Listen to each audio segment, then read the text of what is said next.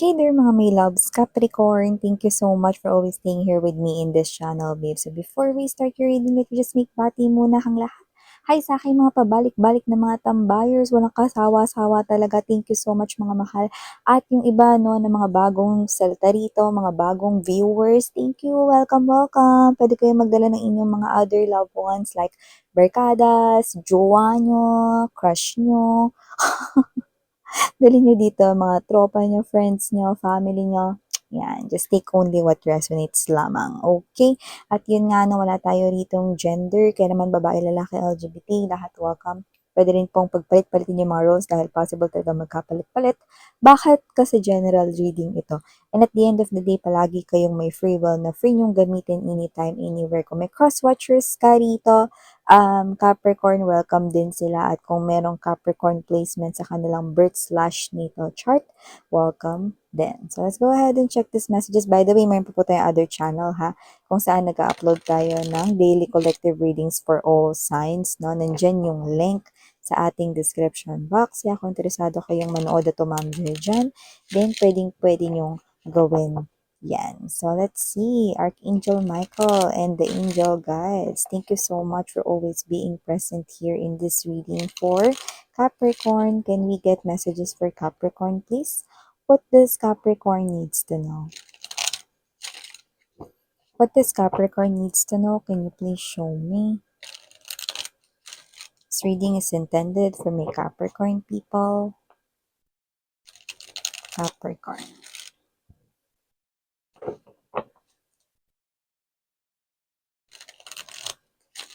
Okay, there you go. Let us see what messages we have here for you. Capricorn. So, cups.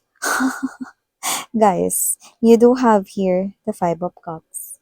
Could be dealing with a Gemini, but doesn't have to be. You have same placements here, or baka may Gemini na placement sa kanilang natal or birth chart. Welcome then. But you could be dealing with any zodiac sign. It's just an energy. You also have here for you cups, the Nine of Cups, death energy. You also have here the King of Wands, the Knight of Swords, the Page of Wands. Bottom of the deck, we've got right here for you, guys, the Seven of Swords, Sun card energy, and the Emperor. Yan. So I think you're gonna steal, this is a good news with the Sun card energy, you're gonna steal, no? Pero hindi yung as in mandadaya kayo dito, hindi yung as in ipo-force nyo ito, hindi yung as in na talagang ipipilit nyo ang inyong self dito, but I'm just using that as an idiomatic expression na you're gonna steal the emperor's what? Designation or position. You're gonna steal that spot. What kind of spot is that? Higher level ng posisyon. Pwedeng sa trabaho mo, it could mean promotion or ipapamana sa'yo ng king or ng queen ang kanyang rank or rango. Yan o. So, anong ipapamana sa inyo? Pwedeng mga babes, no, kayo mismo ang mapili niya na tagapagmana. Taray. You will inherit this type of designation, this position sa trabaho. Meaning, ikaw yung napupusuan ng boss mo na posibleng humalili, no? At nagagawa mo ito ng maayos kapag kawala siya. Or kapag ka siya ay hindi available to attend something, no? You are someone na naaasahan niya rito, no? Without even asking for his or her help. Kaya mo na maitawid, kaya mo na magawa ang responsibilidad na nagagawa niya. So definitely, your boss wants to pass you this type of designation, like mataas ito sa posisyon mo ngayon. So nakikita ko rito na mag-elevate or mag-escalate, mag-a-ascend, no? Ano pang gamitin nating salita rito? Ang iyo ritong rank sa trabaho. At isa rin yung indikasyon with the Sun card energy, no? Na kayo ito na lalaki at tataas din ang inyong income or salary matatanggap. Wow! So definitely you're gonna sit into that type of position, no, that you've been wanting here, no, to happen in your life, no. Wow! Ang ganda, no, you're gonna steal the emperor's place. Yan, no? Yung iba, ito ay literal na ipapamana sa iyo, no? Puwedeng ito ay literal na pera, literal rito na property, so you're gonna receive something here. Maybe someone here, no, gusto niyang ma-receive mo yung building na siya mismo yung nagpagawa, no? It could be someone na kamag-anak or maybe your family member right here, no, someone. Yung iba may clue rito, ha. Yung iba hindi niyo alam na may ganyan siyang pagmamay-ari, no? And this person right here wants to give that to you, no? Bakit? Dahil siya ba ay mamamaalam na sa earth or what? No, hindi. No, hindi ko nakikita yon. Gusto niya lamang yun ibigay sa'yo, no? Dahil nararapat mo daw yang matanggap. So, ang tara, it's like a sunmal, no? It's like a gift, no? It's like a present right here, you know? Or someone here would like to give you his or her money, you know? It's a big sum of money right here. Maybe you did something good or maybe you did something, no, na nakatulong sa kanya ng bongga but you do not know na ganun nga yun, no? And hindi ka rin nag-expect ng something in return. So, wow, definitely a great news here for you guys. And what I love about this one, this will caught you, no? Surprise talaga dahil hindi mo ito ine-expect. But you will get excited with this Page of Wands energy. It's coming from behind you. It's a news, no? That will definitely shock and surprise you. Capricorn, yan mga babes, no? And also, okay, may mga iba pa tayong mga mensahe rito.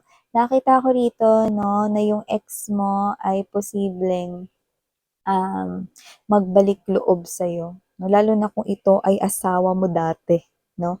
Na hindi naman kayo na-annulled or hindi naman kayo nag-divorce, pero posibleng naghiwalay kayo, like hindi na kayo nagsasama sa isang home, yan, no? Nakikita ko siya magbabalik loob dito sa inyo, Capricorn. Pero syempre, nasa sa inyo yan kung gusto niyo siyang tanggapin ulit or hindi. No? Pero ngayon nakikita ko na kung ito man yung nangyayari ngayon, possible na siya ay nagwawalwal o siya ay nag-iinom dito, no? At kahit mag-isa, umiinom siya rito. Yan, nakikita ko dito. Yan. Yung iba, kung tapos na ito, okay yan yung mga ginagawa niya rito. No? Bago siya rito, tuluyang lumapit sa'yo. No? Miss yan, mga may asawa lang ba yan or what, no? Mga babes, no, pinaka na-pick up ko kasi dito is talagang yung may mga asawa, no? But you know, just take only what resonates, no? Okay? It's just an energy. So, possible rin talaga na kung yan ay iyong boyfriend, lalo na yung super tagal, no? Or ano yung pinaka matagal para sa'yo, na like matagal mo siyang nagkarelasyon. Baka nag-live-in rin kayo or whatever din. Okay? That could also mean na baka yung message ay para sa'yo. But you know, when watching tarot or energy readings, when you feel connected to the message, then you can claim it, no? Then high chance na posibleng ikaw yung kinakausap ng mga barahan, no? And also, nakita rin tayo ng energy rito, Capricorn, no? Na posibleng meron ditong tumupad ng iyong wish, no? So, baka may wish ka dyan, no? Baka nagpaparinig kayo. At mukhang gagawin na ng taong ito ang wish mo. So, kasi naman to energy na to, no, pwedeng ito yung person na love ka. Like, gagawin dito, no, ang lahat, no, because with with the Knight of Swords and King of Wands energy, this person here will do everything for you, no? At tingnan mo yung dalawang action niya, no? Swords and Wands, no? And this person here will do everything para mabigay at ma-provide niya yan. So, posibleng kung ano man yan, wish mo yan na mismong siya ang tutupad dahil super love ka niya. Like, sobrang in love siya sa'yo kung person mo yan or sobrang love ka niyan, baka yan ay ang iyong mom, no? Or someone here, no? Like your parents, yan. Okay? Pwede ding ganon. And also, nakita rin ako dito ng energy na posibleng kayo ay alam mo energy ng parang hindi kayo magkakanda-ugaga dito. Kasi posibleng nakikita ko rito, no, na maaga kayong magigising. Okay, and for some reason, hindi naman kayo ganun kaaga magigising, no?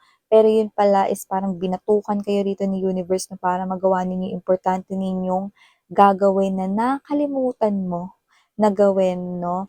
The night before. So, ibig sabihin, yung araw na ginising ka niya, na sobrang maaga kang nagising, di mo alam kung bakit, no? Huwag kang bumalik sa pagtulog. Capricorn, isipin mo rito kung nagawa mo na ba lahat ng dapat mong gawin dahil may importante ka daw nakalimutang gawin at posibleng lagot ka. Baka trabaho yan?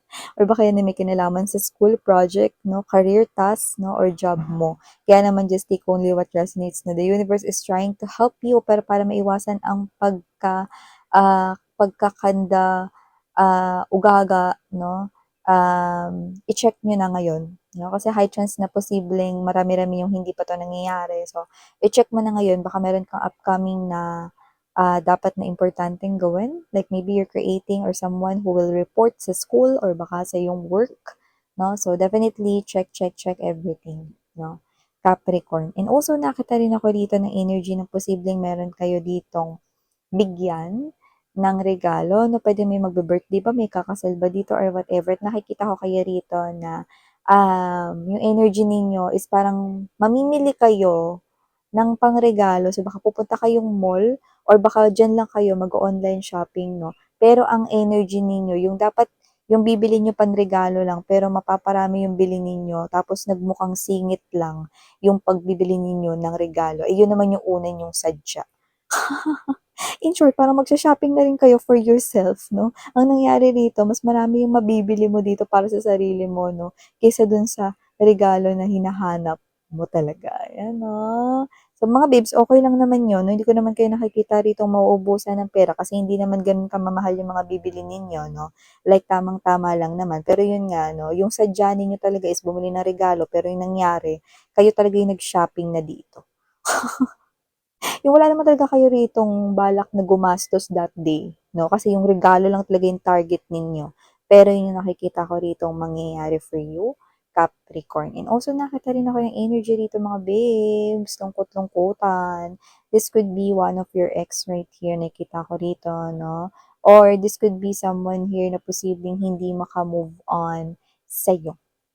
Yung iba puwedeng hindi niya yan ex, 'no? Possible na yan yung energy ng nagi-guilty, 'no, parang may kasalanan sa'yo. It could be a friend, it could be, someone here, 'no, nakakilala ninyo na may atraso sa'yo, just take how this resonates, 'no. Pero yung energy, baka close kayo, baka close friend mo, okay may gano'ng klase ng energy. Pero yung iba, ex niyo yan, hindi maka-move on sa inyo, yan. And also nakita tayo dito ng energy Capricorn, 'no, na meron ditong recovery para sa mga may sakit diyan, 'no, or meron kayong kilalang may sakit, 'no, around you, na gusto ninyo at pinagpe-pray ninyong gumaling. So, nakita tayo ng fast recovery, 'no, at mas gaganda pa lalo yung pakiramdam, 'no, at ang kanya ritong pangangatawan ay unti-unti na makakabawi for good. Kaya naman, no need to worry, 'no, or baka iba iba is kayo 'yan, 'no. Possible na bawi na kayo ng lakas dito at nakikita ko rito yung agaran at, kagalingan na talaga ninyo, 'no? 'Yan. Good news 'yun 'no, for you guys. And also nakita rin tayo rito Capricorn ng energy 'no, na posibleng meron ditong manugod sa inyo, okay. Pero okay lang naman, kasi yung pagsugod niya 'no, nakikita ko maiinis kayo 'no, pero in short mas marami yung matatawa kayo. Kasi kung sino siya, happy energy siya, puwedeng siya yung friend mo na laging kakwentuhan mo, kausap 'no. Yung alam mo yung energy niyo, yung parang magkausap kayo sa chat or sa text or sa phone lang pero tawang-tawa kayo or enjoy na enjoy kayong kausap, kadaldalan, kachika siya 'no. Pero ngayon pupuntahan niya kayo, mas lalong nakakatawa kasi parang naging live yung inyo ritong kuwentuhan 'no, like halakhakan. So, tingin ko yan ay best friend mo, malapit na kaibigan. So, tawang-tawa ka talaga rito and you're creating happy energy 'no, yan. So, alam mo yung energy na, idiomatically saying na, "Sasakit ang tiyan mo kakatawa." Yan 'no. So, gano'ng klase ng energy yung nakikita ko ritong paparating 'no. Like tuwang-tuwa ka 'no, sa kuwentuhan ninyo 'no, to the max, yan. And also, last but not the least, message para sa'yo, Capricorn, nakakita ko dito na posible maging stricto ang iyong boss, no, about something. Hindi sa'yo, pero damay ka na rin. Siguro sa kumpanya. Maaring may nangyari kung saan maghihigpit ang policies or rules sa kumpanya. Possible na meron ditong nabigyan ng disciplinary action na isa sa mga katrabaho mo. Like, hindi ikaw, pero damay ka. So, nakita ko rito na ito ay parang panahon ng pag adjust sa inyo pero makakaya or makakapag-adjust, yeah, that's the right word, 'no? Makakapag-adjust ka rin dito, Capricorn, 'no? At kung hindi mo naman 'yan boss 'no, someone here is magiging istrikto sa'yo, okay dahil posibleng meron ditong sa lugar ninyo 'no, puwedeng asawa mo 'yan, partner mo 'no, or parents mo 'no, na maghihigpit or lolo't lola mo maghihigpit sa'yo rito na umuwi ka ng ganitong oras kasi may ganitong aksidente na nangyari diyan sa daanan or whatever. Parang ayun 'no, maaaring makakuha ka rito ng advice coming from your parents 'no, or someone matured like tumatayong parents figure or baka grandparents mo, lolo't lola or baka yung partner mo or, "Wag ka munang umalis sa trabaho mo, susunduin kita, antayin mo ko." 'Yan, So may gano'n like, yun ay utos. Hindi yun suyo, utos yun mga babes, like it's a command you need na sumunod 'no, dahil gusto nitong mga tao na 'tong protektahan kayo. Ayan, okey. Pero huwag mag-alala, hindi ko naman nakikita 'no, na kayo ay maaksidente or madadamay talaga as in dito 'no, sa bagay na ito 'no. Pero yun nga, pinapakita lang dito na may maghihigpit sa'yo para ikaw ay maprotektahan dito. So again, I'm Yuriana Onia Nanonas, Sarangheo, Love in Light, Capricorn. 안녕.